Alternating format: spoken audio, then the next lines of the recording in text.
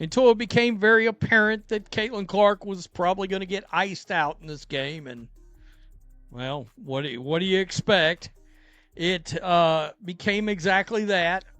Once it was made clear that they wanted somebody else to win the Most Valuable Player award, I started paying attention to the chat that I was moderating, the Ben Daniel podcast chat for the live stream. I couldn't do it. I couldn't do it. I checked out. Had the game on. We talked about everything except basketball. The boos didn't come from the nosebleeds. They came from the front row, where Angel Reese's own circle was sitting. As Caitlin Clark stepped up to the line, the sound was deafening, and the look on Angel's face told the whole story. It wasn't just a game anymore, it was a civil war captured on live television. The WNBA All-Star Game was supposed to be a celebration, but it turned into a PR nightmare in a matter of seconds. Nobody expected the tension to boil over like this, especially not with family members getting involved in the crossfire. This was the moment the rivalry became something much darker than just basketball. Got the best of Angel Reese. Angel Reese was so bad that Asia Wilson literally blocked one of her shots. Didn't even mean to. Was trying not to really play any defense on her. And all Asia could do was laugh. Let's start here. My goodness. Angel Reese coming in here to the WNBA All-Star Game as Barbie? ?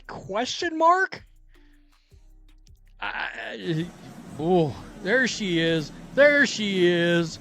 Whatever in the hell that is. There she is. The arena was packed with over 19,000 fans, but the energy felt toxic from the very first whistle. You could feel the divide in the stands, a literal split between the old guard and the new phenomenon that is Caitlin Clark. When the introduction started, the atmosphere shifted from excitement to pure hostility in certain sections. It wasn't just the random fans making noise, it was the people closest to the players making their feelings known. The broadcast tried to mask the tension, but those in the building heard every single word. It was a total and complete mess that left everyone watching in a state of absolute shock and confusion.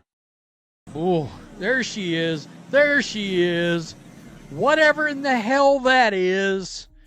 There she is. She needs a PR makeover.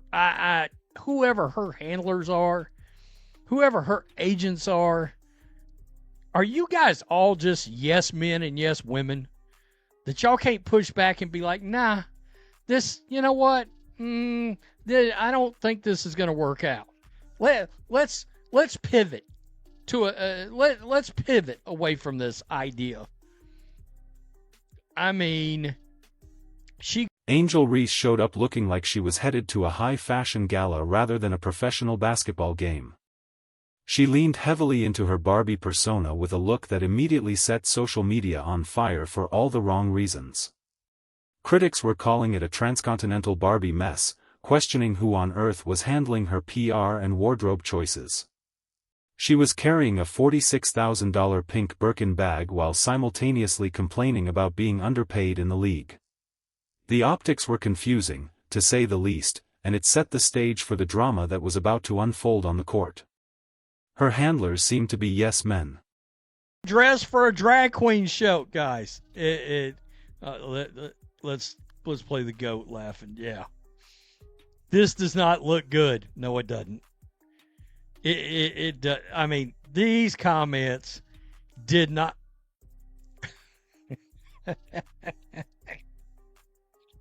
Damn. Oh, shit.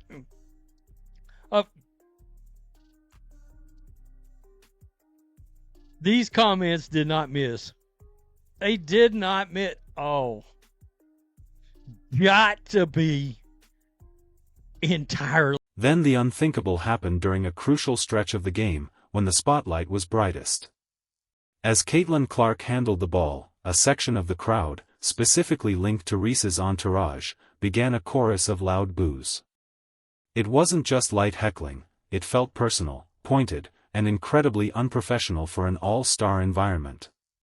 Angel Reese looked visibly shaken, caught between her loyalty to her circle and the professional image she is trying to build.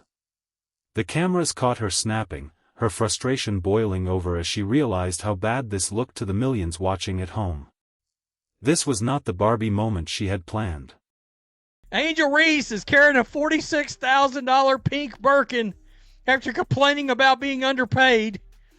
I guess this is the purse action. Is that what we're doing?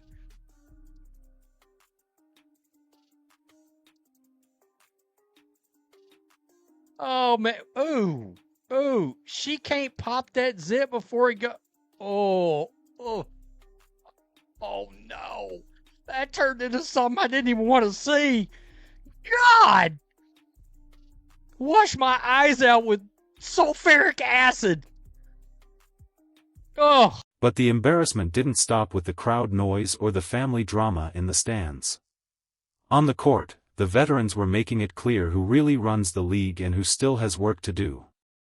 Aya Wilson, the reigning superstar, ended up involved in a moment that went viral for all the wrong reasons for Angel. She blocked one of Angel's shots so effortlessly, it looked like she wasn't even trying to play defense. In fact, she later admitted she was actually trying to stay out of the way to avoid any contact. The disrespect was palpable when Aya couldn't help but laugh right in Angel's face after the play.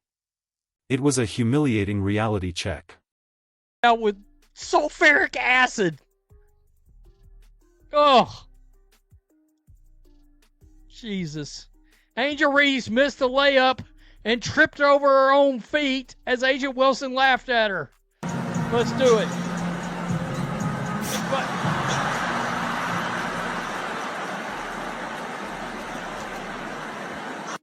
Oh, that's funny. That's funny. Let's go again. Number one, Angel, quit taking the ball down all the way down the court. It doesn't end up well for you. It got significantly worse when Angel attempted a basic layup and completely lost her footing on the hardwood. She didn't just miss the shot, she tripped over her own feet, tumbling to the floor while the stars around her watched in disbelief. Aya Wilson had to put her hand over her mouth to hide her laughter, but the cameras caught the reaction perfectly. This wasn't the dominant Bayou Barbie everyone expected to see on the floor. It looked like someone who was completely out of their depth, struggling with a half-inch vertical leap while trying to keep up with the world's best athletes. It was a performance that left fans scratching their heads.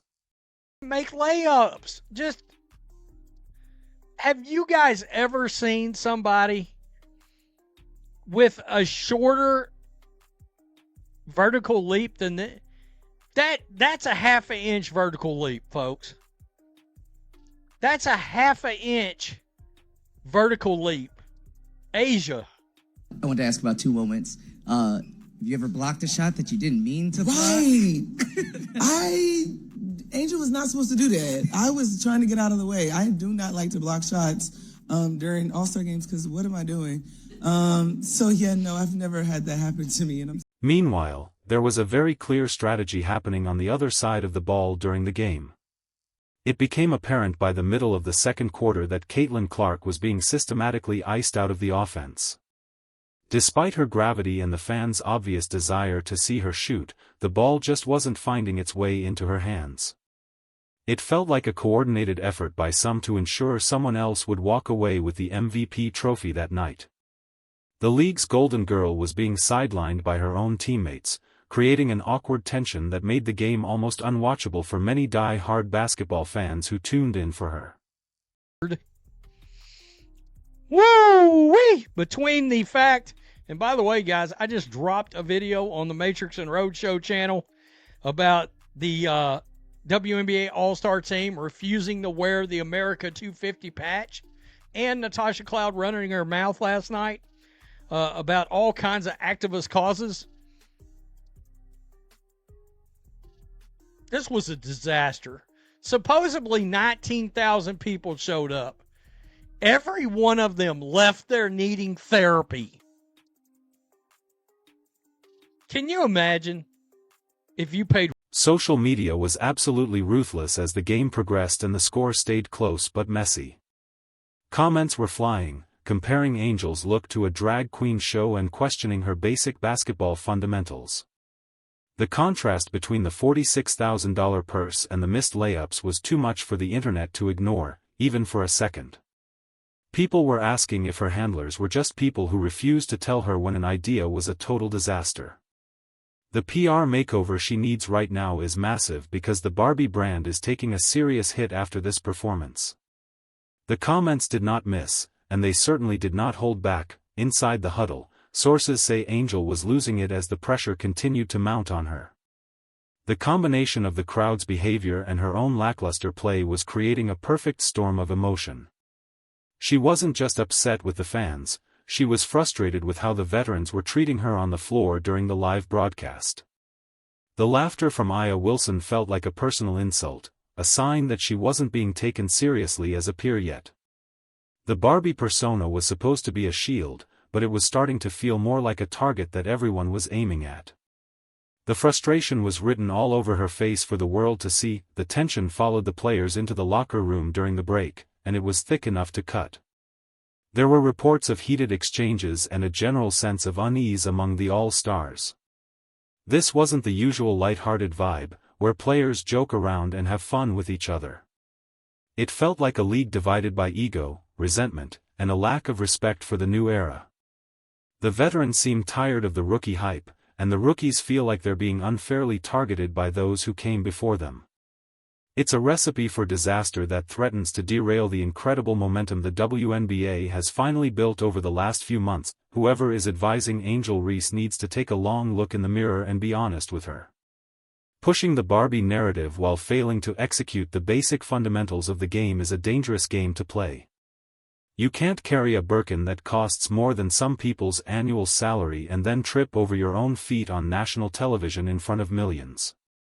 It creates a disconnect that fans find very hard to swallow and even harder to respect. The league is trying to move into a new era of professionalism, but moments like these make it look like a high school drama instead of a top-tier professional sports organization for women. To make matters even more complicated, other players were using the platform to push their own agendas. Natasha Cloud was seen running her mouth about various activist causes, adding another layer of controversy to an already messy night. It felt like the actual basketball was the last thing anyone cared about on the court. When you have players refusing to wear league-mandated patches and focusing on everything except the game, you lose the interest of the casual viewer. These viewers just want to see high-level competition, not a political rally or a fashion show gone wrong. The league is losing focus on what actually matters to the fans. Can you imagine being one of the 19,000 people who paid real money to sit through this disaster? Many fans left the arena feeling like they needed therapy after witnessing the chaos and the bad play. It was a spectacle, but certainly not the kind you want to pay hard-earned money for. If this kind of drama happened in a backyard game, you'd probably just shut your curtains and walk away to do something else. But this was on a global stage, and it left a sour taste in the mouths of many who were hoping for a legitimate showcase of talent. Every one of those fans deserved a better show than what they got last night. The theory that Caitlin Clark was purposely sidelined is gaining more traction by the hour on sports talk shows. When you look at the stats and the play-by-play, it's hard to deny that something very weird was going on out there. She's the biggest draw in the history of the league, yet she was treated like an afterthought on the court by her own team. This mean girl energy is starting to become a recurring theme in the WNBA, and it's driving fans away just as fast as they arrive to support it. It's a self-sabotaging behavior that the league office needs to address immediately before it's too late to save the season's reputation. Aya Wilson later tried to play off the laughter in a post-game interview, saying she didn't mean to block the shot. She claimed she felt bad about it because it was an all-star game and she wanted everyone to score. But the way she was laughing behind her hand told a completely different story to the viewers. It was the kind of laugh you have when you're completely dominant and your opponent isn't even in the same league as you, talent-wise. She claims she usually avoids playing defense, which only makes the block on Angel look even more embarrassing. It was an accidental display of total superiority that Angel won't forget soon. The Barbie branding was supposed to be Angel's ticket to massive endorsements and a major crossover career. But after this all-star performance, that brand is looking a bit tarnished and less valuable. The internet is currently flooded with memes of her falling and being laughed at, which isn't exactly the boss girl image she's trying to sell to brands. If she wants to be the face of the league, she has to back it up with elite play on the court. Otherwise, the Birkin bags and pink outfits just look like expensive distractions from her lack of development. The fans can see right through the fluff when the game actually starts to get real. Through all the boos and the icing out, Caitlin Clark handled herself with a level of grace that many of her peers lacked. She didn't complain to the media. She didn't throw anyone under the bus, and she kept a professional demeanor despite the hostility. This contrast is only making her more popular with the general public, while those seen as her rivals are taking a massive hit to their reputations. It's a fascinating study in how to handle fame versus how to let it consume your professional identity and your attitude toward others. Caitlin seems to understand the bigger picture, while others are stuck in the mud of petty jealousy and drama. The WNBA is at a major crossroads right now, and they need to choose the right path forward. They have more eyes on them than ever before, but the product on the floor is being overshadowed by petty beefs. If the All-Star Game is supposed to be their flagship event, they failed miserably to impress the new audience this year. They need to figure out how to manage these personalities and ensure that the focus stays on the incredible athleticism. We should be talking about the game, not who's carrying what expensive purse or who's booing whom from the sidelines like it's a reality show instead of a sport for professionals. Some of the harsher comments online compared Angel's look to the movie to Wong Fu, and the backlash hasn't stopped. It highlights a growing disconnect between how Angel wants to be perceived and how the public actually sees her.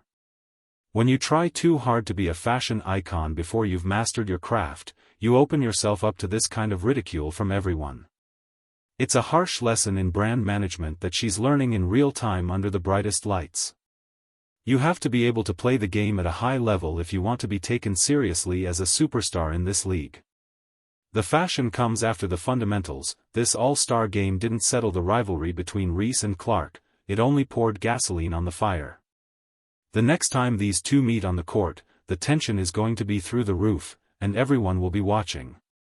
But now, it's not just about basketball anymore for these two teams. It's about the perceived disrespect, the family involvement, and the veteran stars who seem to be picking sides. The league might love the high ratings, but at what cost to the integrity of the sport? Everyone is waiting to see what happens next when the regular season resumes and the stakes get even higher for both of these young stars. Angel Reese has a very difficult choice to make regarding her future in the public eye. She can lean further into the villain persona and the Barbie branding, or she can get back to basics. The talent is there, but it's being buried under layers of PR stunts and social media drama that doesn't help her game. She needs a circle that will tell her the hard truths, not just people who will nod along while she makes questionable decisions. The clock is ticking on her rookie season, and the narrative is shifting fast. She needs to decide what kind of legacy she wants to leave behind in this league before it's too late. At the end of the day, the WNBA All-Star Game was a major wake-up call for everyone involved in the league. It showed that while the league is growing rapidly, it still has some serious maturing to do on and off the court. The drama might get clicks and views, but the fans who will sustain the league long-term want to see great basketball. If the players can't respect each other in the game, they risk losing the very audience they've worked so hard to attract. The Barbie era needs to decide if it's about the fashion or the rings because, right now, the fans are laughing, and it is definitely not with the players.